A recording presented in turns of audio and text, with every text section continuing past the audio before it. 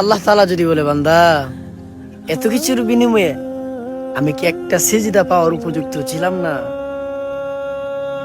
আমি তো তোমার 60 বছর জিন্দেগি দিয়েছিলাম, তুমি 60 বছর যাবত আমার এই চোখ দিয়ে সবকিছুই দেখলা, কিন্তু আমার কোরআন একটা বার দেখার উপযুক্ত কি আমি রব ছিলাম না? আল্লাহ যদি বলে, বান্দা তোমাকে 60 বছর জিন্দেগি দিয়েছি, তুমি কত বই শিখলা, বাংলা শিখলা, ইংরেজি শিখলা, কিন্তু আমার কোরআন একটু পড়ার জন্য তোমার কি যোগ্যতা হয়নি কেন বান্দা? এই যে তুমি সূর্যটা দেখতেছো বান্দা, এই সূর্যটা তো আমি তোমার জন্য উঠিয়েছি। এই যে তুমি জমিনকে দেখতেছো, আল্লাহ বলেন আলাম নাজআলিল আরদা মিহাদা, বান্দা এই জমিনকে তো আমি তোমার জন্য বিছানা স্বরূপ বানায় দিছি। বান্দা তুমি কি দেখো না যে আমি এত বড় বড় পাহাড় দিয়েছি, এটা তো তোমার জন্যই আমি দিয়েছি বান্দা। আমি সারা দিন এত কিছু দিয়েছি, এর বিনিময়ে কি একটা সিজদা আমার জন্য জুটে নাই কেন বান্দা?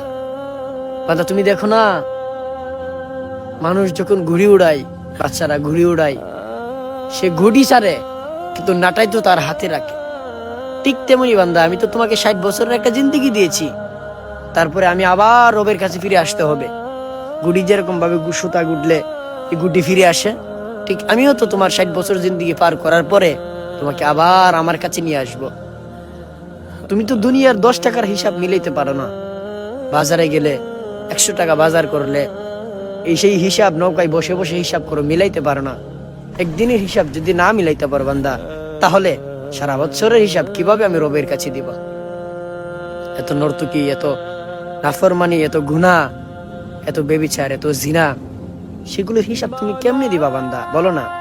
আজকে যে এক ওয়াক্ত নামাজ তোমরা পড়লা না কেন বান্দা? আমার সাথে এত রাগ কেন? আমি কি তোমার কোনো ক্ষতি করেছি?